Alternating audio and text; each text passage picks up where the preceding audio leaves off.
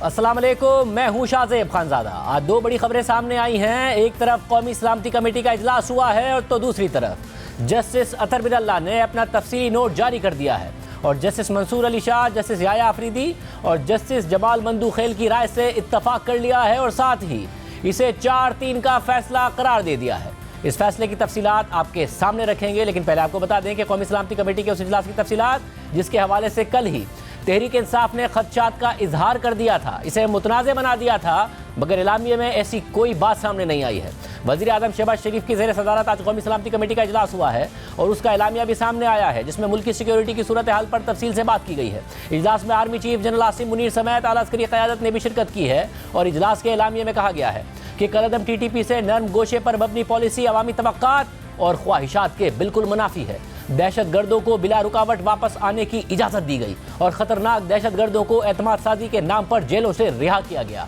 वापस आने वाले खतरनाक दहशत गर्दों की वजह से अमन व इस्तेहकाम मुंतशिर हुआ। इजलास में कौम और हुकूमत से मिलकर हमजहत जामे ऑपरेशन शुरू करने की मंजूरी दी गई है, जिसमें सियासी, सिफारती और सिक्योरिटी सतह पर कोशिशें भी शामिल होंगी। इजलास में एक आला सतह की कमेटी भी तश्कील दी गई है जो 2 हफ्तों में जामे ऑपरेशन पर अमल दरामद और उसकी हदूद से मुताल्लिक सिफारिशात देगी। कौमी सलामती कमेटी ने मुआशरे में नफरत अंगेजी, तकसीम की कोशिशों और रियासती इदारों और क़यादत के खिलाफ बैरूनी स्पॉन्सर्ड जहरीले प्रोपेगेंडा की मजम्मत की है। इस्लामिया से तहरीक इंसाफ के उस दावे की नफी हो रही है कि इजलास का कोई सियासी एजेंडा था और इसके जरिए फौज को अदलिया और पूरी कौम के सामने लाकर खड़ा कर दिया जाएगा। कल इमरान खान ने अपने ट्वीट में लिखा था कि अब पूरी तरह से वाज़ेह हो चुका है कि PDM हर हाल में इंतखाबात से फरार चाहती है।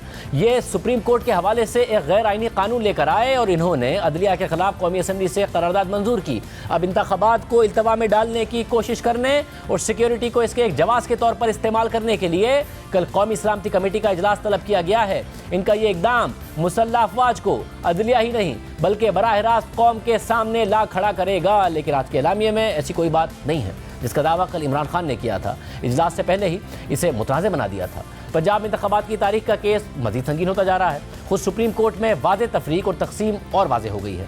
एक के बाद एक जज का नोट सामने आ रहा है, जिसमें ना सिर्फ चीफ जस्टिस के खुद नोटिस पर सवाल उठाया जा रहा है, बल्कि चीफ जस्टिस के साथी जजेस उनके साथ रवैये और उनके कंडक्ट पर वाज़ेह एतराज़ात उठा रहे हैं। पार्लियामेंट में चीफ जस्टिस के कंडक्ट पर तनकीद हो रही है, करारदादें मंजूर हो रही हैं और अब हुकूमत भी चीफ जस्टिस के खिलाफ खुलकर सामने आ गई है और चीफ जस्टिस उमर अता बंदियाल से आज इस्तीफे का मुतालबा कर दिया गया है। जस्टिस अतर बिन अल्लाह का 25 सफ़ात का नोट सामने आ गया है, जिसमें उन्होंने अदलिया की सियासी मामलात में मुदाखलत पर सख्त ऑब्जर्वेशंस दी हैं। सुप्रीम कोर्ट के आइन के आर्टिकल 63A की तशरीह को मामलात की खराबी की वजह करार दिया है। इसके अलावा चीफ जस्टिस के कंडक्ट और चीफ जस्टिस के खुद नोटिस के दायरा अख्तियार पर भी बात की है। वाज़ेह तौर पर कहा है कि खुद नोटिस का फैसला 4-3 का है और ये बात चीफ जस्टिस को 27 फरवरी को बता भी दी गई थी, मगर फिर भी चीफ जस्टिस ने अदालती ऑर्डर जारी नहीं किया। अपनी मर्जी का 5 रुकनी बेंच बना दिया और उस बेंच से जस्टिस अतर बिन अल्लाह को बाहर कर दिया। हालांकि उनका कहना है कि मैंने बेंच से अलहदगी का बिल्कुल नहीं कहा था।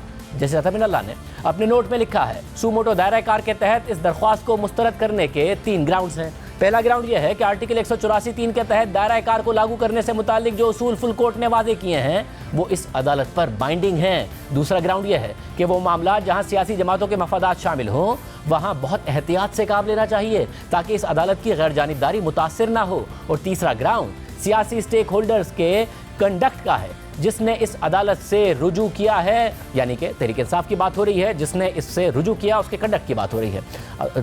जस्टिस अतर बिन अल्लाह आगे लिखते हैं कि जो मामला हमारे सामने है वो एक ऐसे तनाज़े से उठा है जिसकी साख बुनियादी तौर पर सियासी है और जिस पर एक हाई कोर्ट ने फैसला भी दिया है। मेरे मौजिज़ साथी जज जस्टिस याया अफरीदी ने दुरुस्त तरीके से अपने नोट में ये ऑब्जर्वेशन दी है कि इस मामले में रिस्ट्रेंट का मुजाहरा किया जाए ताकि इस अदालत की फैसला करने की बेताबी पर किसी मनफी असरात से बचा जा सके। अवामी एतमाद और इस अदालत की आज़ादी और गैर जानिबदारी पर एतमाद को तहफ़्फ़ुज़ फराहम करना बहुत ज़रूरी है। इस अदालत को बहुत ही जल्द तीसरी बार एक ऐसे तनाज़े में घसीटा गया है जिसकी बुनियाद सियासी है। और इसके बाद जस्टिस अतर बिन अल्लाह ने गुज़िश्ता 1 साल के हालात व वाक़यात बयान किए हैं, जिसकी वजह से सूरत हाल यहाँ तक पहुँची है और अदालत पर ही सवालात उठना शुरू हो गए हैं। जस्टिस अतर बिन अल्लाह के नोट के मुताबिक पहली बार ये अदालत उस वक्त इस मामले में शामिल हुई जब सदर की तरफ से कौमी असम्बली को तहलील करने के बाद डिप्टी स्पीकर की तरफ से तहरीक अदम एतमाद पर वोटिंग रोक दी गई थी। सदर ने इस हवाले से उस वक्त के वज़ीर आज़म इमरान खान की एडवाइस पर अमल किया, जिसके बाद चीफ जस्टिस ने सुप्रीम कोर्ट के 12 जजेस 12 जजेस की सिफारिश पर इस मामले में सू मोटो के दायरा कार को लागू किया और फिर 5 जजेस ने मुत्तफिका तौर पर इस हवाले से फैसला जारी करते हुए डिप्टी स्पीकर की रूलिंग को मुस्तरद कर दिया और कौमी असम्बली की तहलील को मावराए आइन करार दे दिया। फिर तहरीक अदम एतमाद की करारदाद के अमल को दोबारा शुरू किया गया और असम्बली बहाल की गई, जिसके बाद तहरीक अदम एतमाद पर अक्सरियत ने अपनी राय दी और नतीजतन वज़ीर आज़म इमरान खान को अपने दफ्तर से हाथ धोना पड़ा। और फिर इस सियासी बहरान में उस वक्त इजाफा हुआ जब तहरीक अदम एतमाद में शिकस्त होने के बाद इमरान खान ने ऑपोजिशन लीडर की अहम नशिस्त पर बैठने के बजाय अपनी जमात समेत कौमी असम्बली से इस्तीफा देने का फैसला कर दिया। तहरीक इंसाफ की तरफ से इस्तीफे दिए गए, लेकिन स्पीकर की तरफ से उनके इस्तीफे मंजूर करने में ताखीर की गई और इस हिकमत अमली की वजह से पाकिस्तान के सियासी अमल और आईनी जमहूरियत पर गहरे नताइज मुरत्तिब हुए। और फिर अदालत से कहा गया कि वो एक और पेचीदा सियासी सूरत हाल से मुतालिक एक सालिस का किरदार अदा करे, जिस सूरत हाल को सियासी स्टेक होल्डर्स ने जन्म दिया था। फिर सदर की तरफ से इस अदालत के एडवाइजरी दायरा कार से मुतालिक दरख्वास्त दायर की गई और आर्टिकल 63A की तशरीह मांगी गई और फिर सुप्रीम कोर्ट के 5 रुकनी बेंच में से 3 की अक्सरियत ने आर्टिकल 63A की तशरीह करते हुए यह करार दे दिया कि पार्लिमानी पार्टी का कोई भी रुकन अगर पार्लिमानी पार्टी की हिदायत के बरखिलाफ वोट डालता है तो इस वोट को तस्लीम ही नहीं किया जाएगा। पहले से चार्ज सियासी माहौल में इस फैसले के गहरे सियासी असरात मुरत्तिब हुए और इस फैसले के खिलाफ नजरसानी की अपीलें की गई जो अब तक अदालत के सामने ज़ेर इल्तवा है। अहम बात यह है कि 63A के फैसले में बेंच में शामिल 2 जजेस जस्टिस मजहर आलम मियाखेल और जस्टिस जमाल मंदूखेल ने अपने फैसले में इसे आइन को दोबारा लिखने के बराबर करार दिया था और जस्टिस अतर मिनल्लाह ने भी इस फैसले पर ऑब्जर्वेशन दी हैं। जस्टिस अतर मिनल्लाह के नोट के मुताबिक पोलराइज्ड सियासी स्टेक होल्डर्स के लिए आने वाले वाक़यात पर आर्टिकल 63A की तशरीह के दूररस असरात मुरत्तिब हुए। इस फैसले के नतीजे में पंजाब की हुकूमत कायम करने के बाद तहरीक इंसाफ ने पंजाब और खैबर पख्तूनख्वा की असेंबली तहलील करने का फैसला कर दिया, जिसके बाद पंजाब की असेंबली 14 जनवरी 2023 और खैबर पख्तूनख्वा की असेंबली 18 जनवरी 2023 को तहलील कर दी गई। और जब मुतल्लिका हुकाम की तरफ से इलेक्शन की तारीख का ऐलान अब तक नहीं हुआ था तो एक सियासी स्टेक होल्डर यानी तहरीक इंसाफ ने लाहौर हाई कोर्ट से रुजू कर लिया और कुछ दीगर शहरियों ने भी वहां दरख्वास्तें दायर कर दी और मौका इख्तियार किया गया कि वो इस मामले में मुतासिर हुए हैं क्योंकि उन्हें लगता है कि हुकाम की तरफ से कोई एक्शन ना लेना इंतखाबात में ताखीर पैदा कर सकता है जो आइन की खिलाफ वर्जी होगी। उन्होंने लाहौर हाई कोर्ट से इस्तदा की कि वो इस हवाले से मुनासिब फैसला जारी करके जिम्मेदार हुक्काम को मजबूर करें कि वो इलेक्शन का इनेकाद उस टाइम फ्रेम के अंदर करें जो आइन में लिखा है। इसी किस्म के रिलीफ के लिए पेशावर हाई कोर्ट में भी दरख्वास्तें दायर की गई। इसी असना में लाहौर हाई कोर्ट ने दरख्वास्तों को कबूल करते हुए फैसला जारी किया कि इलेक्शन कमीशन गवर्नर पंजाब से मुशावरत के बाद इंतखाबात की तारीख का ऐलान करे ताकि ये यकीनी बनाया जा सके कि इलेक्शन 90 दिन के अंदर हो जाए। जस्टिस अतर मिनल्लाह के नोट के मुताबिक लाहौर हाई कोर्ट के इस फैसले के खिलाफ इंट्रा कोर्ट अपीलें दायर की गईं जो लाहौर हाई कोर्ट के डिवीजन बेंच के सामने ज़ेर इल्तवा है। इन अपीलों को समाअत के लिए मुकर्रर किया गया और उन्हें सुना जा रहा है। साथ ही ये बात भी तस्लीम शुदा है कि जो फैसला लाहौर हाई कोर्ट के सिंगल बेंच ने जारी किया इसमें अब तक कोई मुदाखलत नहीं हुई है क्योंकि अब तक डिवीजन बेंच की तरफ से कोई हुक्म इम्तना जारी नहीं किया गया है। इसलिए लाहौर हाई कोर्ट के सिंगल बेंच का फैसला दुरुस्त तौर पर कायम है और हुक्काम पर बाइंडिंग है जिनकी ये जिम्मेदारी है कि वो इसे नाफिज करें। और लाहौर हाई कोर्ट में ही फैसले पर अमल दरामद न करने से मुताल्लिक तौहीन अदालत की दरख्वास्तें दायर की गई हैं। जस्टिस अतर मिनल्लाह के नोट के मुताबिक इस अदालत के पास ऐसी कोई वजह नहीं है कि अपना फैसला नाफिज करने से मुताल्लिक वो लाहौर हाई कोर्ट की काबिलियत और सलाहियत पर शक करे। ऐसा करने से सूबे की आईनी अदालत की सलाहियत और आज़ादी मजरू होगी। जो काबिल निफाज फैसला लाहौर हाई कोर्ट ने दिया वो बाइंडिंग है और कोई भी ऐसे इकदाम जो इस फैसले के अमल दरामद को रोके तो हुकाम को अपनी जिम्मेदारी अदा न करने पर संगीन नताइज भुगतने पड़ सकते हैं। जस्टिस अतर मिनल्लाह के नोट के मुताबिक जहां लाहौर हाई कोर्ट ने पहले ही इस हवाले से एक फैसला जारी कर दिया था और यह फैसला नाफिज होने के अमल में ही था तो सुप्रीम कोर्ट के सामने इसी हवाले से आर्टिकल 184(3) के दायरा कार को लागू करने की दरख्वास्त दायर कर दी गई और इस्तदा की गई कि इंतखाबात का इनेकाद आइन के तहत तय करदा टाइम फ्रेम के अंदर हो। इन दरख्वास्तों में से एक दरख्वास्त Islamabad high court bar association के नाम से दायर हुई जबकि दूसरी दरख्वास्तें पंजाब और खैबर पख्तूनख्वा के स्पीकर और साबिक अरकान सूबाई असेंबली की तरफ से दायर हुई। ये बात नोट की जाती है कि जो दूसरी दरख्वास्तें दायर हुई इनका ताल्लुक एक ही सियासी जमात यानी तहरीक इंसाफ से था जिसने पहले ही लाहौर हाई कोर्ट में दरख्वास्त दायर की हुई थी और उसकी इस्तदा पर मुनासिब फैसला भी आ चुका था। और उसी वक्त सुप्रीम कोर्ट का 2 रुकनी बेंच जो एक पुलिस अफसर के ट्रांसफर पोस्टिंग से मुताल्लिक मामला सुन रहा था उसने इलेक्शन कमिश्नर को तलब कर लिया और उनको सुनने के बाद 16 फरवरी 2023 को फैसला भी जारी कर दिया जिसमें इस बेंच की तरफ से यह करार दिया गया कि आइन यह कहता है कि पंजाब के सूबाई इंतखाबात 90 दिन के अंदर हो और इस हवाले से कोई पेशरफ नहीं हो रही हुई है जिसकी वजह से यह खतरा मौजूद है कि आइन की खिलाफ वर्जी हो उस 2 रुकनी बेंच ने यह भी करार दिया कि क्योंकि इस मामले से मुतालिक सवाल इस बेंच के सामने नहीं उठाया गया, इसलिए यह मामला चीफ जस्टिस को भेजा जाता है ताकि वो आइन के आर्टिकल 184(3) के तहत इस पर कोई फैसला करे। जिसके बाद रजिस्ट्रार ने इस 2 रुकनी बेंच के फैसले पर अमल करते हुए ये मामला आगे भिजवा दिया और फिर चीफ जस्टिस ने 22 फरवरी 2023 को एक इंतजामी ऑर्डर के जरिए इस मामले पर एक 9 रुकनी बेंच तश्कील दे दिया। और जो सवालात फ्रेम किए गए वो ये थे कि किसके पास ये आईनी जिम्मेदारी है कि सूबाई असेंबली में आम इंतखाबात की तारीख को फिक्स करे और कब और कैसे ये आईनी जिम्मेदारी अदा की जाए, और वफाक और सूबे की आम इंतखाबात करवाने से मुताल्लिक आईनी जिम्मेदारी क्या है। जस्टिस अतर बिन अल्लाह के नोट के मुताबिक अदालत के सू मोटो दायरा कार को लागू करके इस हवाले से जो दरख्वास्तें थी वो समाअत के लिए 23 फरवरी को इस खुसूसी बेंच के सामने फिक्स की गई। लेकिन मेरी राय में जो सवाल चीफ जस्टिस ने फ्रेम किए थे उन पर लाहौर हाई कोर्ट पहले ही फैसला कर चुका था और असेंबली की मुद्दत खत्म होने से पहले इसकी तहलील करने की कानूनी हैसियत पर 23 फरवरी 2023 की समाअत में सवालात उठे और फिर ये सवाल फ्रेम भी किए गए कि क्या वज़ीर आला के पास असेंबली तहलील करने की एडवाइस देने से मुतालिक जो इख्तियार है उस पर अमल करने के लिए कोई आईनी वजह होने की ज़रूरत नहीं है, और क्या वज़ीर आला अपनी आज़ादाना राय में ये एडवाइस दे सकता है या वो किसी और शख्स की हिदायत पर भी ऐसा कर सकता है। ये सवाल भी फ्रेम किया गया कि अगर वज़ीर आला की एडवाइस किसी भी वजह से आईनी तौर पर गलत साबित होती है तो क्या फिर असेंबली तहलील समझी जाएगी या वो बहाल हो सकती है। जस्टिस अतर बिन अल्लाह के मुताबिक 23 फरवरी की समाअत का तहरीरी ऑर्डर भी जारी किया गया जिसमें जस्टिस याया अफरीदी का नोट भी शामिल था, जिसमें उन्होंने ये दरख्वास्तें काबिल समाअत होने के ग्राउंड पर मुस्तरद कर दी थी और मुख्तसर फैसले में जो वजूहात दी गई थी वो कायल करने वाली थी और दरख्वास्तों को मुस्तरद करने से मुताल्लिक फैसले से इत्तफाक करने में मुझे कोई हिचकिचाहट नहीं है और मैंने अपने नोट के जरिए 24 फरवरी 2023 को अपना फैसला वाज़े किया है।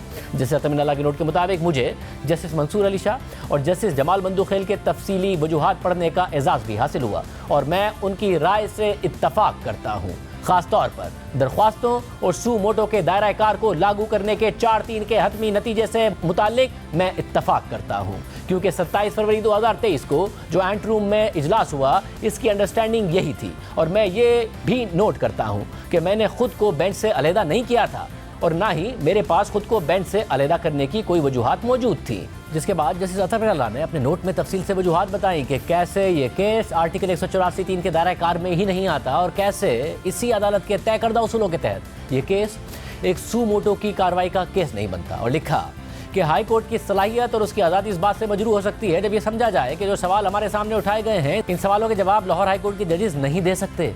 अवामी भरोसा और एतमाद को फॉर ग्रांटेड नहीं लिया जा सकता। जुडिशल कंडक्ट के जरिए आज़ादी, शफाफियत और गैर जानिबदारी को हासिल करने के बजाय ये जायज़ नहीं होगा कि जजेस दूसरों से तो ये तवक्को करें कि उनकी आज़ादी, शफाफियत और गैर जानिबदारी पर भरोसा किया जाए। अवामी तासुर उतना ही अहम होता है जितनी अहम हकीकत होती है, क्योंकि अवामी तासुर ही अदालत की कार्रवाइयों और फैसलों को कानूनी हैसियत देता है। गैर मकबूल फैसलों को भी उस वक्त इज्जत मिलती है जब अवाम को अदालत की आज़ादी, उसकी शफाफियत और गैर जानिबदारी पर भरोसा हो। लेकिन अलमिया यह है कि कसरत से आइन के आर्टिकल 184(3) को उन मामलात पर लागू करने से जिनकी बुनियाद सियासी थी, इसने ज़रूर अवामी भरोसे पर अपने गहरे असरात छोड़े होंगे। जैसे अतर बिन अल्लाह के नोट के मुताबिक आर्टिकल 184(3) के हवाले से जो ज़बान इस्तेमाल की गई है उससे वाज़े होता है कि कानून साजों की ये नीयत थी कि इस आर्टिकल का इस्तेमाल कमज़ोर लोगों के बुनियादी हुकूक के तहफ़्फ़ुज़ के लिए किया जाएगा और बुनियादी हुकूक की खिलाफ वर्जियों से मुताल्लिक जबरी गुमशुदगियों का मामला बहुत सी जालिमाना मिसालों में से एक संगीन मिसाल है। जेलों की गैर इंसानी सूरत हाल, मावरा अदालत कत्ल, सहाफ़ियों के खिलाफ तशद्दुद, इंतकामी तौर पर इज़हार राय पर पाबंदी कुछ ऐसे वाक़ियात हैं जिसे आइन के आर्टिकल 184(3) के पस मंज़र में तरजीह मिलनी चाहिए। मगर आर्टिकल 184(3) का इस्तेमाल कमज़ोर लोगों को तहफ़्फ़ुज़ फराहम करने के बजाय दो वज़ीर आज़म को निकालने और फौज की तरफ से तख्ता उलटने के मामलात को जायज़ करार देने के लिए इस्तेमाल किया गया। स्टील मिल और रिकॉर्डिंग केसेस भी आर्टिकल 184(3) के तहत सुने गए और इन केसेस को अदालत की तरफ से हद से तजावुज़ करके रियासत की मुआशी पॉलिसीज़ के डोमेन में मुदाखलत करने के तौर पर देखा गया। इसी तरह आर्टिकल 184(3) के तहत फंड्स इकट्ठा करना और डैम्स बनाने के मामलात ने भी अवामी तहफ़्फ़ुज़ात को जन्म दिया। जिसके बाद जस्टिस अतर बिन अल्लाह ने 5 रुकनी बेंच के उस फैसले का हवाला दिया जिसमें सू मोटो का दायरा कार लागू करने की सिर्फ चीफ जस्टिस को इजाज़त दी गई थी और यह फैसला जस्टिस मुनीब अख्तर की तरफ से तहरीर किया गया था। जस्टिस अतर बिन अल्लाह ने अपने नोट में लिखा कि सुप्रीम कोर्ट ने अपने 2021 के उस फैसले में इस बात को तस्लीम किया था कि आइन के आर्टिकल 184(3) के तहत सू मोटो के दायरा कार को लागू करने से मुताल्लिक गुज़िश्ता सालों में काफ़ी तज्ज़िया, बहस और तनकीद हुई है और इस बात को तस्लीम किया जाना चाहिए कि यह मामला सिर्फ बार्स तक महदूद नहीं बल्कि बेंच तक चला गया है और वक्त आ गया है कि इसे तस्लीम किया जाए कि इस मामले में कुछ अदम तवाज़ुन है जिसे दुरुस्त करना चाहिए। जैसे अतमिन अल्लाह के नोट के मुताबिक chief justice master of roster हैं और उन्हें अपना सवाबदीदी इख्तियार ऐसे इस्तेमाल करना चाहिए जो अवामी एतमाद को फ़रोग़ दे, और ये चीफ जस्टिस का काम है कि वो सुप्रीम कोर्ट के बेहतर मुफाद में काम करें। इसके अलावा चीफ जस्टिस और जजेस मुश्तरका तौर पर इस बात को यकीनी बनाने के जिम्मेदार हैं कि आइन के आर्टिकल 184(3) का इस्तेमाल अवामी एतमाद के तहफ़्फ़ुज़ को फ़रोग़ देने में इस्तेमाल हो, और इस जिम्मेदारी में नाकाम होने पर जो जिम्मेदारी आयद होगी वो चीफ जस्टिस और दीगर जजेस पर आयद होगी, क्योंकि चीफ जस्टिस और दीगर जजेस मिलकर ही सुप्रीम कोर्ट को तश्कील देते हैं। इसलिए ये 5 रुकनी बेंच के फैसले में अदम तवाज़ुन की बात की गई है। इसका तकाजा यह है कि सुप्रीम कोर्ट के 1980 के कवायद पर नज़रसानी की जाए ताकि बेंचेस की तश्कील से मुताल्लिक और केसेस को मुख्तस करने के हवाले से अदालती साथ और इसकी गैर जानिबदारी को तहफ़्फ़ुज़ फराहम किया जा सके। जिसके बाद जस्टिस अतर बिन अल्लाह ने अपने नोट में लिखा कि अदालत को उन मामलात पर एहतियात का मुज़ाहिरा करना चाहिए जिसमें सियासी स्टेक होल्डर्स शामिल हो। सुप्रीम कोर्ट का फोरम किसी स्टेक होल्डर को अपनी सियासी हिकमत अमली आगे बढ़ाने और अपने हरीफों पर फ़ायदा हासिल करने के लिए इस्तेमाल नहीं करना चाहिए। ये सुप्रीम कोर्ट की जिम्मेदारी है कि वो ये यकीनी बनाए कि सियासी स्टेक होल्डर्स की अपने तनाज़ात दीगर इदारों को बाईपास करके अदालत में लाने की हौसला अफजाई ना हो। इससे पार्लियामेंट और वो फोरम्स जो सियासी डायलॉग के लिए बनाए गए हैं वो कमज़ोर होते हैं और रियासत की जुडिशल ब्रांच को भी नुकसान पहुंचता है। सिर्फ यही नहीं, इससे सियासी स्टेक होल्डर्स की हौसला अफजाई होती है कि वो बर्दाश्त, डायलॉग और सियासी तरीके से सेटलमेंट के जमहूरी उसूलों को तर्क कर दें। इसी अदालत के पास 50,000 साइलिन की ड्यूटी है जिनके केसेस हमारे पास पड़े हैं, इस इंतजार में कि उन्हें सुना जाएगा और उनका फैसला किया जाएगा। इन केसेस को सियासी स्टेक होल्डर्स के केसेस पर तरजीह देनी चाहिए जिनका फ़र्ज़ है कि वो अपने तनाज़ात सियासी फोरम्स पर जमहूरी तरीके से हल करें। इस अदालत की जिम्मेदारी है कि वो अवामी एतमाद को तहफ़्फ़ुज़ फराहम करे और अदालत एक सियासी फरीक के तौर पर ना दिखे। जिसके बाद जैसे अतमिन अल्लाह ने अपने नोट के नतीजे में लिखा कि इस बात में कोई तनाज़ा नहीं है कि लाहौर हाई कोर्ट ने पहले से ही दरख्वास्तों को मंजूर करके एक फैसला दे दिया था और अपने फैसले पर अमल दरामद करने से मुतालिक लाहौर हाई कोर्ट की सलाहियत पर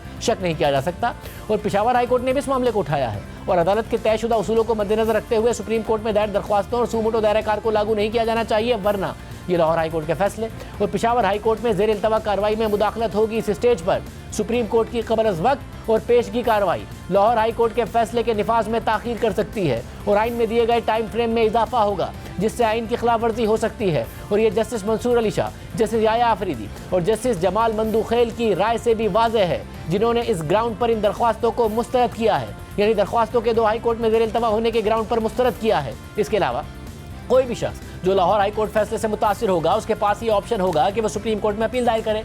इन दरख्वास्तों को सुनते हुए और सूमोटो दायरा कार को लागू करते हुए सुप्रीम कोर्ट नाजायज़ तौर पर 2 हाई कोर्ट्स की आज़ादी को मजरू करेगी। इस वक्त इस कार्रवाई में शामिल होना कबल अज़ वक्त होगा और ये गैर ज़रूरी तौर पर अदालत की आज़ादी और उसकी गैर जानिबदारी पर अवामी भरोसे को नुकसान पहुँचाएगा। अदालत के पास ये गुमान करने की वजह मौजूद नहीं है कि हाई कोर्ट्स आइन को तहफ़्फ़ुज़ फराहम करने के लिए उनसे कम सलाहियत रखती हैं। जस्टिस अतमिन अल्लाह के नोट के मुताबिक जिस तरीके से इन कार्रवाइयों का आगाज़ किया गया, इसने अदालत को गैर ज़रूरी तौर पर सियासी तनाज़ात के लिए एक्सपोज कर दिया है और कबल अज़ वक्त मामले में कार्रवाई को आगे बढ़ाने से अदालत गैर वाज़ेह और ख़तरनाक सियासी डोमेन में कदम रखेगी। सूमोटो का दायरा कार लागू करना ही बाहर बैठे किसी बाखबर ऑब्जर्वर के जहन में खदशात पैदा कर सकता है। इन हालात में ऐसा करना ना सिर्फ अदालती आज़ादी और गैर जानिबदारी से मुतालिक अवामी एतमाद में कमी कर देगा, बल्कि इससे उन साइलिन के हुकूक भी मुतासिर होंगे जिनकी दरख्वास्तें ज़ेर इल्तवा हैं। इस मामले को उस वक्त नज़रअंदाज किया जा सकता था अगर इन केसेस से मुतालिक एक फुल कोड बना दिया जाता और फुल कोड बनाने से इस हवाले से होने वाली कार्रवाई को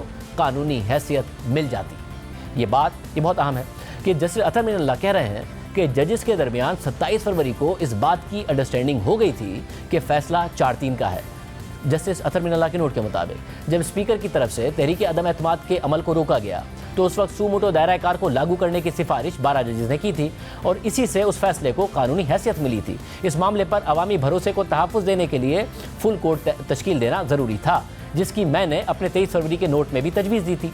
जैसे अतमिन अल्लाह के नोट के मुताबिक एक और पहलू अहम है जिसे नज़रअंदाज नहीं किया जा सकता और वो सियासी स्टेक होल्डर्स का कंडक्ट है। इस वक्त मुल्क में एक ख़तरनाक सियासी माहौल है और इत्तफ़ाक़ राय पैदा करना तो अपनी जगह, इस वक्त तो ये बात भी नाकाबिल फ़हम है कि सियासी जमातें डायलॉग करने पर रज़ामंद हो जाएँ, बजाय इसके कि अपोजिशन मेंबर की आइनी जिम्मेदारी पूरी की जाती। एक सियासी हिकमत अमली के तौर पर मजमूई तौर पर इस्तीफ़े दे दिए गए।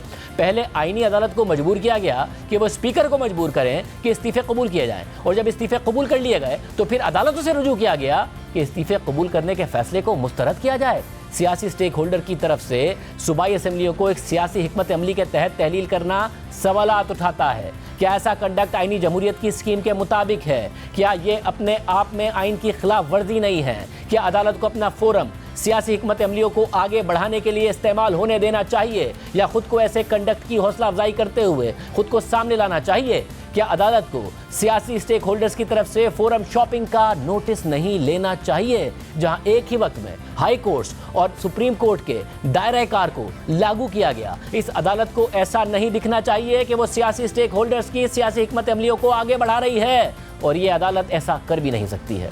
इस तरह अवामी एतमाद इस अदालत की गैर जानिबदारी और आज़ादी पर ख़त्म हो जाएगा। अगर ये अदालत ऐसा तासुर देगी कि वो गैर जमहूरी उसूल और इक़दार की हौसला अफजाई कर रही है, ये अदालत सियासी स्टेक होल्डर्स को अपने तनाज़ात हमारे पास लाने की हौसला अफजाई करके पार्लियामेंट और उन फोरम्स को कमज़ोर करेगी जो आइन के तहत बनाए गए हैं। सियासी स्टेक होल्डर्स की दरख्वास्तों को सुनने से पहले उन्हें अपनी नीयत की ईमानदारी और इखलास को साबित करना होगा। सियासी स्टेक होल्डर्स के कंडक्ट ने एक गैर मामूली सियासी अदम इस्तेहकाम पैदा कर दिया है, और ऐसा कंडक्ट अपनाया गया है जो बर्दाश्त, डायलॉग और बहस के जमहूरी इक़दार से खाली है। सियासी स्टेक होल्डर्स का कंडक्ट उन्हें आइन के आर्टिकल 184(3) के दायरा कार को लागू करने का हकदार नहीं बनाता।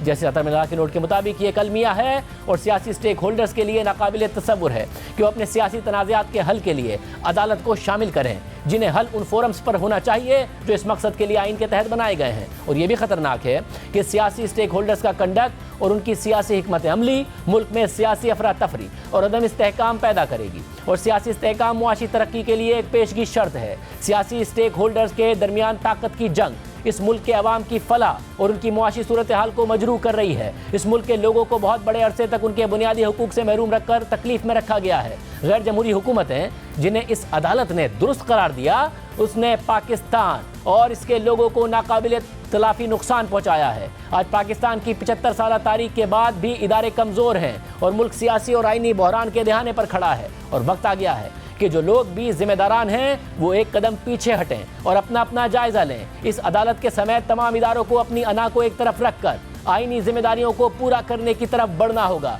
अपने इदारे की बात करते हुए मैं ये कहूँगा कि ये वाज़ेह है कि हमने अपने तारीख माजी से कोई सबक नहीं सीखा। हम माजी के फैसलों को तो मिटा नहीं सकते, लेकिन ये कोशिश ज़रूर कर सकते हैं कि अवामी एतमाद को बहाल किया जाए, ताकि माजी को कुछ हद तक भुलाया जा सके। जब सियासतदान मुनासिब फोरम्स पर रुजू करने के बजाय अपने तनाज़ात इस अदालत में लेकर आएंगे, तो वो केस या तो जीत जाएंगे या हार जाएंगे, लेकिन लामुहाला ये अदालत ही लूज़र होगी। सबसे अहम बात यह है, चीफ जस्टिस के साथी जजेस उनके कंडक्ट पर सवाल उठा रहे हैं। आज जस्टिस अतर मिल्ला ने अपने नोट में वाज़ेह किया है कि चीफ जस्टिस का खुद नोटिस 4-3 की अक्सरियत से मुस्तरद हो गया था, उन्हें बता भी दिया गया था। साथ ही उन्होंने वाज़ेह किया है कि उसको नोटिस की समाअत से उन्होंने खुद को अलग नहीं किया था, मगर उन्हें फिर भी बेंच में शामिल नहीं किया गया, चीफ जस्टिस ने अलग कर दिया। इसी तरह का एतराज़ इब्तिदाई समाअत में शामिल जज जस्टिस जमाल बंदूखेल ने भी अपने नोट में किया था। उन्होंने लिखा कि 30 मार्च को समाअत के दौरान जस्टिस अमीनुद्दीन ने अपने आप को बेंच से अलहदा किया।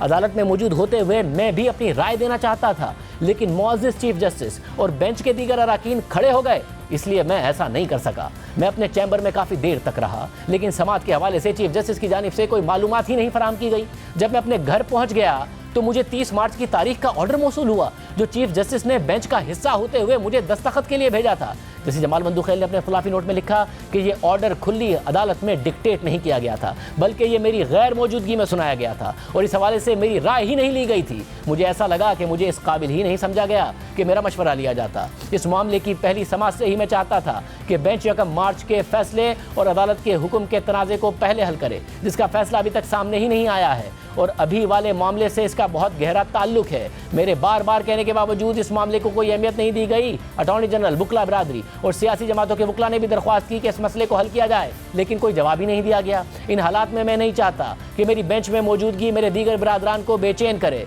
इसलिए मैं बेंच का हिस्सा नहीं बनना चाहता। इसमें कोई शक नहीं कि मौजूदा मामला इंतहाई अहमियत का हामिल है। इससे संगीन आईनी मसाइल जन्म लेते हैं जो तशरीह तलब हैं, और जिसके हल के लिए सुप्रीम कोर्ट के फुल कोर्ट की इज्तिमाई दानिश की ज़रूरत है, जिसके लिए मैं हमेशा मैसर रहूँगा। ये सब कुछ खुद चीफ जस्टिस के साथी जजेस उनके बारे में लिख रहे हैं कि 4-3 का फैसला जारी करने का फैसला होता है, मगर चीफ जस्टिस ऑर्डर जारी करने के बजाय अपनी मर्जी का 5 रुकनी बेंच बना देते हैं। जिस जज ने खुद को अलग ही नहीं किया उन्हें बेंच से अलग कर देते हैं और फिर रहे सहे 5 रुकनी बेंच में से भी जस्टिस अमीनुद्दीन खुद को अलग कर लेते हैं। जस्टिस जमाल मंदुखेल शिकायत करते हैं कि मुझसे मुशावरत के बगैर कोर्ट ऑर्डर लिख दिया गया, हालांकि मैं इंतजार करता रहा, और फिर वो भी एहतजाजन अलग हो जाते हैं। मगर चीफ जस्टिस 3 रुकनी बेंच के साथ समात आगे बढ़ा देते हैं। दीगर सियासी जमातों के वकला को नहीं सुनते मगर असद उमर को बुलाकर सुन लेते हैं और फिर 3-0 का फैसला दे देते हैं। ये सब अदालत के अंदर हो रहा है और अदालत के अंदर से आवाज़ें उठ रही हैं और अदालत के बाहर भी तनकीद हो रही है।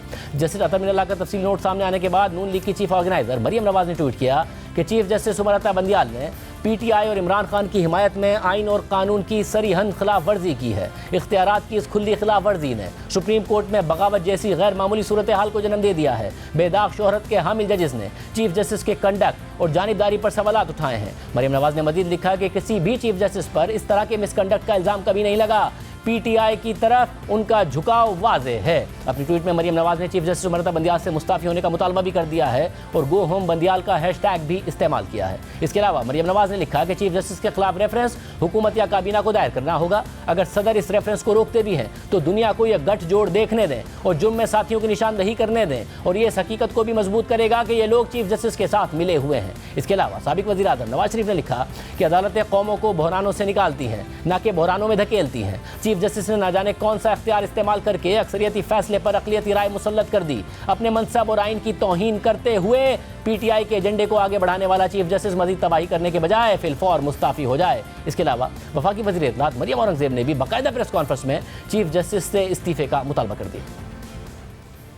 ये इलेक्शन का मामला नहीं रहा, ये अब उस बेंच फिक्सिंग का मामला है, ये अब उस अदालती सहूलतकारी का मामला है जो आज अतर मिनल्ला साहब ने जिस पर सवालात उठाए हैं।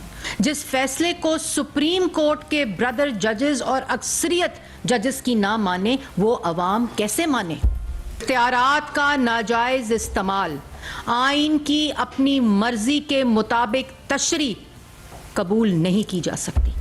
ये बात आया हो चुकी है कि इमरानदारी की जा रही थी, इमरान खान की सहूलतकारी की जा रही थी, आइन की गलत तशरी और इख्तियारात का नाजायज़ इस्तेमाल। ये चारों जजेस के जो फैसले हैं ये खुद इसके ऊपर मोहर लगाते हैं। इसके बाद चीफ जस्टिस ऑफ पाकिस्तान की अपनी जो पोजीशन है वो मुतनाज़ा हो गई है, उनको स्टेप डाउन करना चाहिए। हुकूमत और नून लीग जस्टिस अतर मिनल्ला के नोट के बाद चीफ जस्टिस इस्तीफे का मुतालबा कर रहे हैं, लेकिन दूसरी जानिब तहरीक इंसाफ ना सिर्फ जस्टिस अतर मिनल्ला के तफसीली नोट पर सवाल उठा रही है बल्कि खुद उन पर भी तनकीद शुरू कर दी है। तहरीक इंसाफ के रहनुमा फवाद चौधरी ने ट्विटर पर लिखा कि सियासी फैसला साजी एक सियासी जमात का इख्तियार है। कैसे कोई जज किसी सियासी जमात पर कोई पॉलिसी मुसल्लत कर सकता है या डिक्टेट कर सकता है। फवाद चौधरी ने तंज़िया अंदाज में लिखा कि ये ऑब्जर्वेशंस कितनी शानदार हैं, लेकिन दिलचस्प बात यह है कि जब जस्टिस अतर मिनल्ला इस्लामाबाद हाई कोर्ट के चीफ जस्टिस थे तो पीटीआई हर तरह के रिलीफ के लिए उनके पास जाती थी और उनकी तारीफ़ें करती थी, उनके फैसलों आइन और कानून के मुताबिक समझती थी। गुज़िश्ता साल जून में फवाद चौधरी ने ट्वीट किया कि चीफ जस्टिस अतर मिनल्ला ने हमेशा पार्लियामान को ताकतवर किया है। वो उन चंद जजेस में से हैं जिन्होंने एक दफ़ा भी पार्लियामान की बेतौकीरी में खुशी महसूस नहीं की। ऐसे जज जमहूरियत के लिए नागुज़ीर हैं। फैसला हक या खिलाफ नहीं बल्कि आइन और कानून के मुताबिक होना चाहिए, किसी ज़ाती ख्वाहिश पर नहीं। सिर्फ फवाद चौधरी ने, खुद इमरान खान भी जस्टिस अतर मिनल्ला की तारीफ़ें करते थे।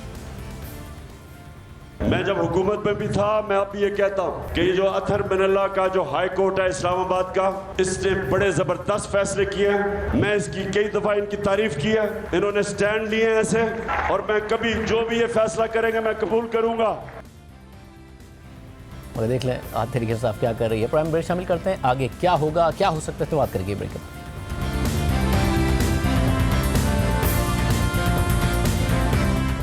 मैं दोबारा खुश आमदीद नाजरीन। नून लीग के सीनियर रहनुमा एहसन इकबाल साहब हमारे साथ मौजूद हैं। इकबाल साहब बहुत शुक्रिया। एहसन इकबाल साहब, ज़ाहिर अदालत के अंदर तकसीम है। आज जैसे अतर मिनल्ला साहब ने भी कहा कि मैंने नहीं कहा था बेंच से मुझे अलहदा करें, कर दिया।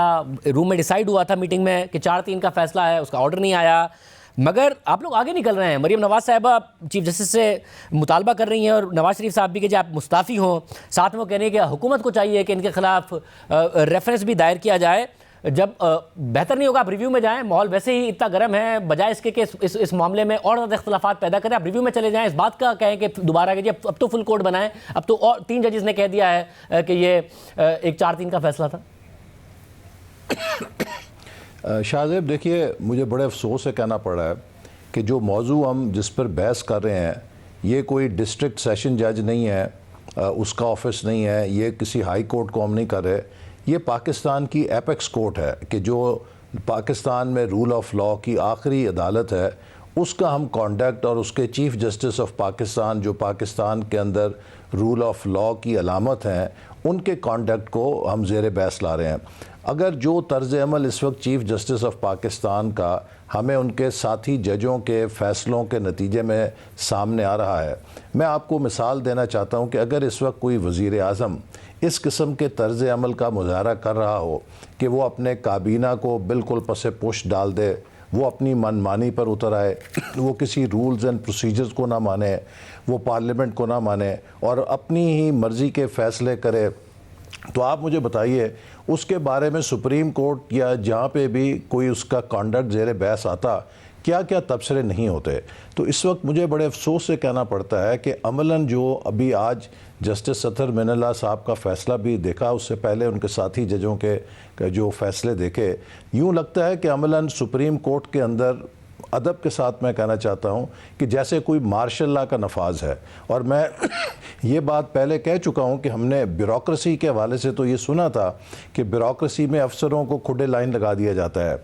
बदकिस्मती से, बड़े अफसोस से और अदब से कह रहा हूँ कि सुप्रीम कोर्ट के जो सीनियर मोस्ट जज साहबान हैं, उन्हें खुडे लाइन लगाया गया हुआ है और जूनियर जजों के ज़रिए मखसूस एक गिरोह है, उसके ज़रिए तमाम सियासी नौयत के फ़ैसले किए जा रहे हैं। और यही बात अतहर मिनल्ला साहब ने भी कही है कि इस वक्त ये कतन मौजू नहीं है कि सुप्रीम कोर्ट के फ़ैसलों से ये झलक नज़र आए कि वो किसी एक पॉलिटिकल पार्टी की अमलदारी या तरफदारी के फ़ैसले कर रही है, या कोई एक पॉलिटिकल पार्टी सुप्रीम कोर्ट को अपनी सियासी जंग के लिए इस्तेमाल कर रही है। 2017-18 में बदकिस्मती से एक मखसूस ग्रुप था जजेस का सुप्रीम कोर्ट का, जिन्होंने कतन गैर आइनी गैर कानूनी तरीके से वज़ीर आज़म नवाज शरीफ को आपका गिला है और वो ज़ाहिर पाकिस्तान की तारीख का हिस्सा है। जो पनामा जजमेंट है वो उसके ऊपर सवालात उठते हैं, आइनी माहिरीन उठाते हैं, खुद जजेस उठाते हैं, मगर अब सवाल ये है कि आपको तो सारी की सारी एक्सरसाइज का जो उजलत में 2 जजेस ने एक सीसीपीओ का केस सुनते हुए सूमोटो की दरख्वास्त की और फिर चीफ जस्टिस ने सूमोटो ले लिया, फिर 9 रुकनी 7 रुकनी 5 रुकनी 4 रुकनी से 3 रुकनी हुआ, आपको तो फ़ायदा हुआ ना इसका। आप चाहते थे कि इंतखाबात एक साथ हों।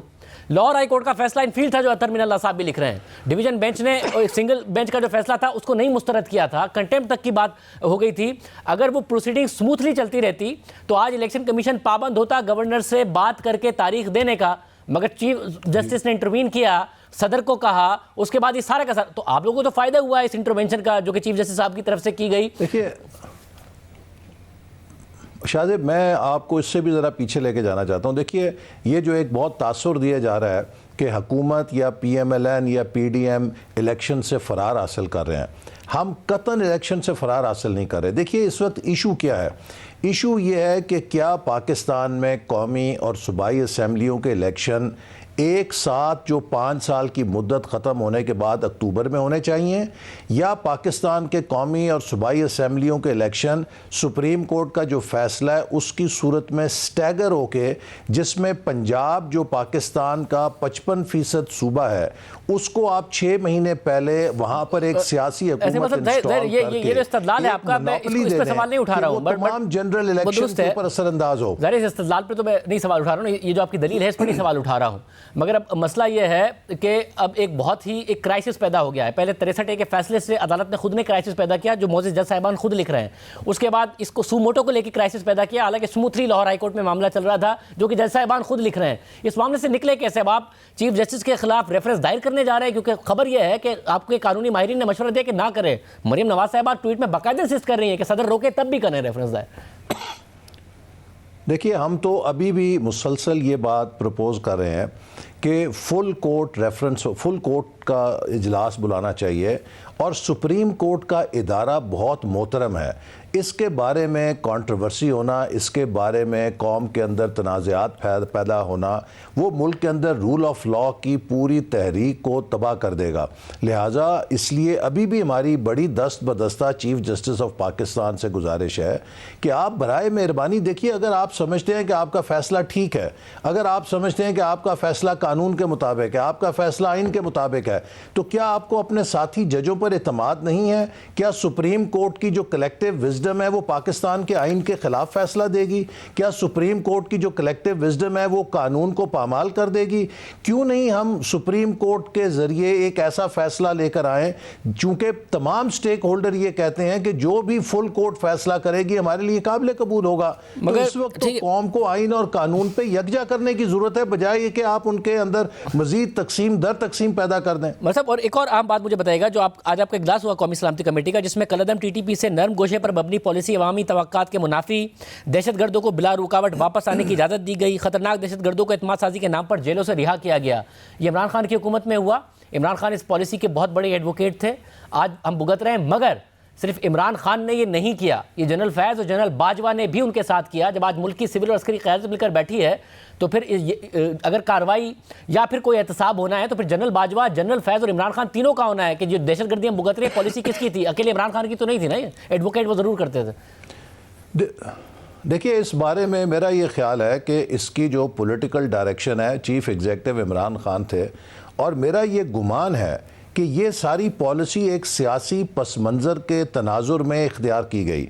इमरान खान साहब ये चाहते थे कि इन अनासर को वो खैबर पख्तूनख्वा में लेकर आएंगे और इनके ज़रिए अगले इलेक्शन में वो अपने मुखालफिन को कैंपेन करने से रोकेंगे, उन पर दबाव डालकर वो खैबर पख्तूनख्वा के इलेक्शनों को स्वीप कर सकेंगे। तो एक सियासी एजेंडे के तहत उनकी हदायत के ऊपर ये सारी पॉलिसी का आगाज़ हुआ। और यकीनन पीटीआई वैसे बड़ी पॉपुलर है खैबर पख्तूनख्वा में, उनको दहशतगर्दों की क्या जरूरत पड़नी थी इस हवाले से। मगर अगर आपकी ये थ्योरी है तो फिर क्या जनरल फैज़ और जनरल बाजवा इस एजेंडे पर काम कर रहे थे कि मुल्क को दहशतगर्दी में डाल रहे थे? अस्करी क़यादत को आप ये नहीं कहेंगे कि सियासतदान ही जिम्मेदार है, या फिर अस्करी क़यादत भी भुगते, वो भी एहतसाब करें फिर जनरल बाजवा का और जनरल फैज़ का? देखिए, इस बारे में तो यकीनन इस बात की तहकीकात होनी चाहिए कि इस पॉलिसी को, इसके रूह रवां कौन था। लेकिन मैं समझता हूँ कि हम अक्सर ये देखा है कि जब भी नेशनल सिक्योरिटी की बात होती है तो चीफ़ एग्जीक्यूटिव के पास हमारे मुसल्लह अफवाज के लोग पॉलिसी को लेकर आते हैं और उनकी इंडोर्समेंट लेते हैं। और इमरान खान साहब ने जब एज चीफ़ एग्जीक्यूटिव ये पॉलिसी उन्हें दी होगी तो उनका काम होगा कि इस पर वो अमल दरामद करें। लेकिन जैसे मैंने कहा कि मेरा ये तकरीबन मुझे गुमान भी है और यकीन भी है कि इस पॉलिसी के पीछे एक सिनिस्टर पॉलिटिकल डिज़ाइन था इमरान खान साहब का। वो अपने मुखालफिन को अगले इंतखाबात में दबाव में लाकर चाहते थे कि उनको एक तकरीबन आसान रास्ता मिले और वो रन ओवर कर जाए अपने मुखालफों। हमारे साथ मौजूद थे। आगे क्या हो सकता है, कानून क्या कहता है, इस पर बात करेंगे।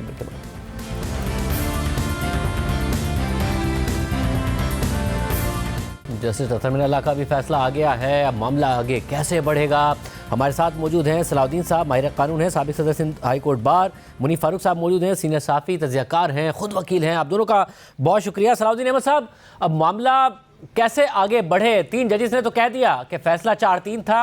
अब अतर मिनल्ला साहब तो ये भी कह रहे हैं कि अंडरस्टैंडिंग भी हो गई थी कि 4-3 का फैसला है, मगर उसके बाद ऑर्डर ऑफ द कोर्ट नहीं आया।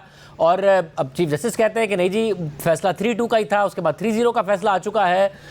कैसे मामला आगे बढ़े? फुल कोर्ट बने या अब वही जो फैसला इन फील्ड है चीफ जस्टिस वाला, वही उसी के तहत चीज़ें आगे बढ़ सकती हैं? जी शादी साहब, मैं तो समझता हूँ और मैं पहले दिन से कम 1 महीने से यही कह रहा हूँ कि फुल कोर्ट बनाने के अलावा कोई इसमें चारा नहीं है।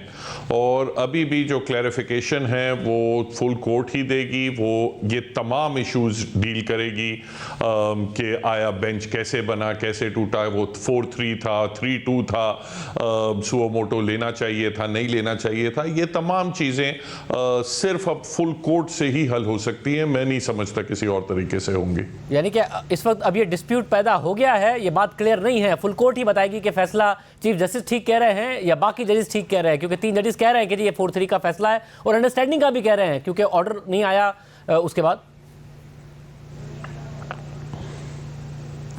जी बिल्कुल ऐसा ही है। ऐसा ही है। देखिए, मुझे एक्चुअली अब समझ में नहीं आता कि क्या रिलक्टेंस क्या है फुल कोर्ट बनाने की, क्योंकि जितनी देर ये फुल कोर्ट नहीं बनता तो फिर और शक व शुबात उठती रहती हैं। लोग तरह तरह की अब एलिगेशंस कर रहे हैं। इस तमाम चीज़ से बचने का आसान तरीका था कि फुल कोर्ट बना दें। सिर्फ एक वजह समझ में आती है कि शायद फुल कोर्ट के लिए इतनी रिलक्टेंस क्यों है।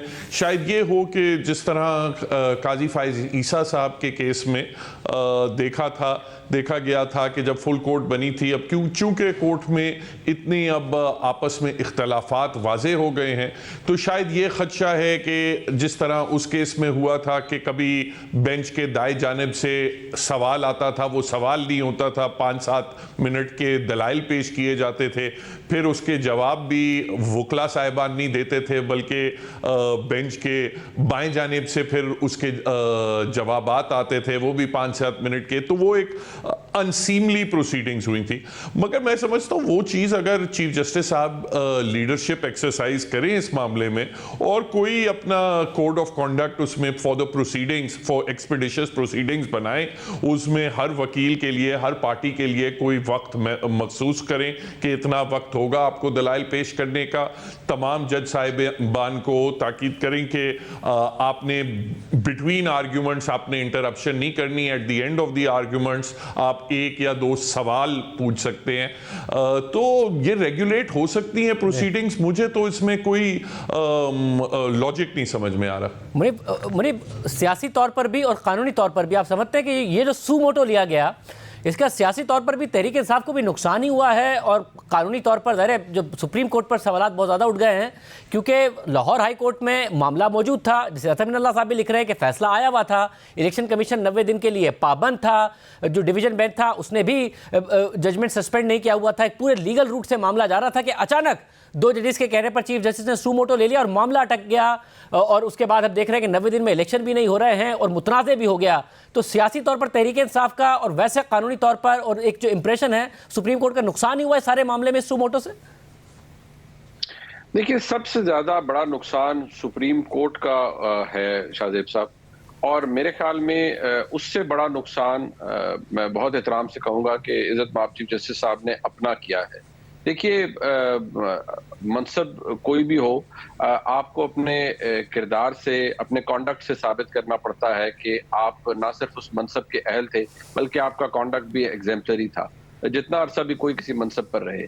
लेकिन यहाँ बदकिस्मती के साथ मैं जब ये अतर मिनल्ला साहब का ऑर्डर आप इसे पढ़ें और इसके अंदर जो फैक्ट्स बयान किए गए हैं उनके बेंच में शामिल होने और अवेलेबल होने के हवाले से, तो मैं तो एक बात कहूँगा बड़ी मायूसी से कि पहले मुझे बहसीत एक पाकिस्तानी और बहसीत एक तालिब इल्म कानून के ये एतराज़ था या मेरी तशवीश थी कि यहाँ पर मामलात जो है वो कानून और आइन के मुताबिक नहीं चल रहे, और चीफ जस्टिस साहब की जो इंक्रीजिंग रिलक्टेंस है फुल कोर्ट बनाने से, वो तो ये जाहिर करती है कि कोई मामला खराब है। लेकिन जो आज एलिमेंट सामने आया है उसमें तो बसद एहतराम बददियानती भी साबित हो रही है, बल्कि उसके वाज़े इशारे मिल रहे हैं।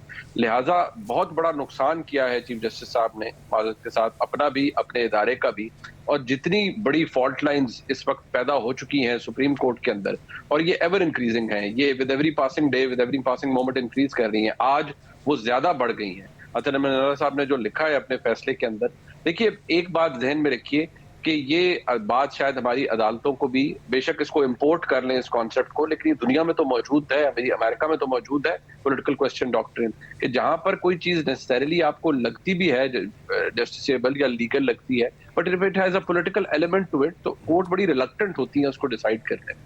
यहाँ ट्रिगर हैप्पी नेचर बन जाती है हमारी जजेस की और हमारे कोर्ट्स की, और फौरी तौर पर वो जो रिस्ट्रिक्शन एज्यूम कर लेते हैं। इस बात पर कोई गिला नहीं, कोई मुमानियत नहीं, कोई आर्गुमेंट नहीं कि इलेक्शन 90 रोज में होना है। It's not what you do it, it's how you do it. जो अप्रोच है आपकी वो शकूक व शुबात को जन्म लेती है, और जिस तरीके से फिर वो गुलाम महमूद डोगर साहब के मामले से जिसकी निशानदेही आपने भी की, सलाउद्दीन साहब भी करते रहते हैं, तो ये चीज हमारी अदालत के लिए और निजाम इंसाफ के लिए तबाहकुन है। और मुझे अब फुल कोर्ट भी, शायद चीफ जस्टिस साहब भी उस नहज तक चले गए हैं, मामलात चले गए हैं, मुझे तो नहीं लगता कि चीफ जस्टिस साहब अगर वो करेंगे तो फिर उनका जो पिछला जितना कॉन्डक्ट है और जो पिछले बसद एहतराम जो दोनों ऑर्डर्स हैं वो उसकी नफी करेंगे। अब किस बात पर फुल कोर्ट बनाएंगे? क्या चीज डिसाइड करेंगे? या तो रिव्यू कर ले, या सुप्रीम कोर्ट अपने फैसले को खुद भी रिव्यू कर सकती है, या कोई रिव्यू फाइल हो और उसमें सुप्रीम कोर्ट कोई फुल बेंच बना दे और तमाम 15 जजेस बैठ जाएं। बिल्कुल करे, यही फैसला दें, आइडेंटिकल फैसला दें, लेकिन एटलीस्ट उसके अंदर ये फिंगर पॉइंटिंग खत्म हो जाएगी, सिलेक्टिव बेंचेस की बात खत्म हो जाएगी। आप जस्टिस काजी फायजीसा साहब अपने सीनियर प्यूने जज हैं, आप उनको साथ बिठाना पसंद नहीं करते, जो नेक्स्ट इन लाइन है उनको बिठाना पसंद नहीं करते, तो आप इंप्रेशन ये दे रहे हैं कि आपकी अदालत में, सुप्रीम कोर्ट में, आपका सीनियर प्यूने जज खुदा ना खास्ता क्या इस बात के अहल नहीं है कि वो आईनी मामलात की इंटरप्रिटेशन कर सके? ये बड़ी तशवीशनाक बात है। सलाउद्दीन साहब, अब मसला यह है कि पहले जस्टिस मंदुखेल साहब ने, जो 5 रुकनी बेंच में शामिल थे, उन्होंने कहा कि जी मुझे बताए बगैर मैं बैठा रहा अपने चैम्बर में और ना खुली अदालत में फैसला लिखवाया ऑर्डर ऑफ द डे, और बाद में मुझे साइन करने के लिए भेज दिया, और फिर वो इन प्रोटेस्ट हमने देखा बेंच से अलग हो गए। आज अतर मिनल्ला साहब कह रहे हैं कि जी मैंने तो कहा ही नहीं था और मुझे फिर भी बेंच से अलग कर दिया। फिर वो बता रहे हैं कि अंडरस्टैंडिंग हो गई थी रूम में कि 4-3 का फैसला होगा, फिर ऑर्डर नहीं आया। बहुत सारे सवालात जो चीफ जस्टिस साहब पर उठ रहे हैं, इसको कैसे एड्रेस किया जाए, जो खुद चीफ जस्टिस साहब के हवाले से अब बहुत ज़्यादा सवालात उठ गए? इसमें अगर आप देखें, अतर मिनल्ला साहब ने 2 और बहुत वो माने खेज बातें की हैं। एक तो उन्होंने पहले कहा कि जो मैंने असेंबलियों की वो उनके पहले ऑर्डर में था कि असेंबलियों के डिसोल्यूशन की जो लीगैलिटी है उस पर चीफ जस्टिस साहब ने ओपन कोर्ट में डिक्टेट किया कि ये भी इशू होगा केस में, हम इसको डिसाइड करेंगे, मगर फिर रिटन ऑर्डर में उसको इंक्लूड नहीं किया। तो एक तो वो वाली बात थी। जो आज वाली बात थी, जो आज वाली जजमेंट पे तो एक और भी बहुत उन्होंने अशारतन बहुत ही सीरियस बात की है। देखें, उन्होंने जुल्फ़िकार अली भुट्टो साहब का केस साइट किया है कि वहाँ अनवारुल हक साहब के खिलाफ एक एप्लीकेशन आई कि आप इस केस में रिक्यूज़ करें और आप इस केस में बेंच सिलेक्ट ना करें चूँकि आपकी कुछ बायस है एट्सेट्रा। उस पर अनवारुल हक साहब ने रिलाई किया कि नहीं, मैं मास्टर ऑफ रोस्टर हूँ और ये चीफ जस्टिस के इख्तियारात हैं कि वो जिस मर्जी तरीके से बेंच बनाए और कोई हमें पता नहीं सकता। और उसके बाद वो जिक्र करते हैं कि मगर बहरहाल फैसला जो भी 4-3 का आया उस केस में, मगर बाद में एक जज साहब, सुप्रीम कोर्ट के जज साहब ने ही, उस बेंच के मेंबर ने ही एतराफ़ किया कि वो पॉलिटिकल इन्फ्लुएंस से फैसला किया गया था। Now that is a very very serious precedent to cite. दूसरा उन्होंने फिर मिसाल एक दी जो फैसला था मुनीब अख्तर साहब का, मगर जिसमें एजाजुल एहसन साहब और मोअज़्ज़ज़ चीफ जस्टिस साहब भी शरीक थे, जिसमें ये कहा गया था, और उस वक्त तक बंदयाल साहब चीफ जस्टिस नहीं बने थे, मगर उस फैसले में ये कहा गया था कि ये जो चीफ जस्टिस की जो सुओ मोटो के इख्तियारात हैं और बेंच फॉर्मेशन के इख्तियारात हैं, उनसे एक इम्बैलेंस क्रिएट हो रहा है, क्रिटिसिज्म हर जगह उसकी हो रही है और उसको ठीक करने की जरूरत है। मगर अब बंदयाल साहब को भी 1.5 साल हो गए हैं एज चीफ जस्टिस, उस जजमेंट को इंप्लीमेंट करने के लिए कोई फुल कोर्ट मीटिंग वगैरह कुछ नहीं हुई। अभी भी तरीकेकार जिस तरह मुनीब फरमा रहे थे, वो मैं समझता हूँ यही है कि अगर सुप्रीम कोर्ट के पास पावर है, वो आज खुद भी रिव्यू कर सकती है। अगर वो फुल कोर्ट बना देते हैं तो फैसला यही आए, बेशक यही आए। अभी तक किसी जज ने, लाहौर हाई कोर्ट से लेके सुप्रीम कोर्ट तक, किसी जज ने 90 दिन का से इनकार नहीं किया, मगर तरीकेकार पे बहुत सीरियस इल्जामात हैं। और जो आज मजीद अतर मिनल्ला साहब ने कहा कि हमें ये इंप्रेशन नहीं देनी चाहिए कि हम किसी सियासी जमात की पॉलिटिकल स्ट्रेटजी को फर्दर करने के लिए सुप्रीम कोर्ट अपना कंधा दे रही है। तो ये चीज़ ज़रा सोचनी चाहिए तमाम जज साहिबान को। मुनीब, आप बताइएगा, अब ये जो 3 का फैसला है, इलेक्शन कमिश्नर ने तो मान लिया, हुकूमत मानने को तैयार नहीं है, पार्लियामेंट से करारदाद भी ले आई है, आज और ज़्यादा आवाज़ उठा रही है जैसे अतर मिनल्ला साहब के नोट के बाद। अब जो ऑर्डर है वो वही है जो 3 रुकनी बेंच ने दे दिया, जिस पर अमल दरामद बहरहाल होना है, या अब ये मामला वाकई कंट्रोवर्शियल हो गया है? देखिए, फैसला तो इनफील्ड मौजूद है शाहजेब साहब, और इलेक्शन कमीशन ने तो उसको तस्लीम कर लिया है। उन्होंने खुद को एक पोस्ट ऑफिस बना लिया और उनका ख्याल है कि सुप्रीम कोर्ट का ये हुक्म एक स्पीकिंग ऑर्डर है, जिसने जो करना है वो करेगा, और जो नहीं करेगा तो फिर वो सुप्रीम कोर्ट ने तो बाकायदा तौर पर बता दिया है कि आपने आके हमें बताना है अगर आपको पैसे नहीं मिले। लेकिन कंट्रोवर्सी जो 4-3 और 3-2 की है वो अपनी जगह मौजूद है। और एक बात मैं जरूर कहना चाहूंगा, अभी कुछ देर पहले भी जब सलाउद्दीन साहब फरमा रहे थे, उन्होंने बात की और उसका वो बड़ा दिलचस्प एंगल है कि आप सियासी जमातों को ये कहते हैं जो इस वक्त हुक्मरान इत्तेहाद है कि ये इंतखाब से डरते हैं और इनको उसके नताइज से खौफ है, इसलिए ये इंतखाब नहीं करवाते। बात दिल को भी लगती है, जो कि एक दुरुस्त बात है। फिर क्या हम ये समझें कि चीफ जस्टिस साहब वो फुल कोर्ट नहीं बना रहे क्योंकि वो नताइज से डरते हैं या खाइफ हैं और उनको लगता है कि जो नतीजा आएगा फुल कोर्ट का वो उनकी मर्जी और मंशा के मुताबिक नहीं होगा, जो सोच वो रखते हैं, जिस पर्सपेक्टिव को वो सब्सक्राइब करते हैं, उस तरह से फैसला नहीं आएगा, इसीलिए वो रिलक्टेंट हैं कि वो फुल कोर्ट नहीं बनाते, समान जज साहिबान को नहीं बिठाते। फैसला कीजिए, बिठाइए, और अगर वो कर लेंगे तो बड़ी अच्छी बात है। लेकिन मैं आपको ये बता दूं कि ये टर्मोइल खत्म नहीं होगा जब तक कंफ्यूजन खत्म नहीं होगी कि सुप्रीम कोर्ट ने पिटिशंस 4-3 से रिजेक्ट की थी या एक्सेप्ट की थी। चीफ जस्टिस साहब ने अपना तफसीली फैसला आज तक नहीं दिया बकौल इंचार्ज जजेस के। अभी तक 1 मार्च का जो ऑर्डर ऑफ द कोर्ट है वो भी सामने नहीं आया। बहुत शुक्रिया, गुफ्तगू आपने सुनी। आज के प्रोग्राम में इतना ही, दीजिए, अल्लाह हाफ़िज़।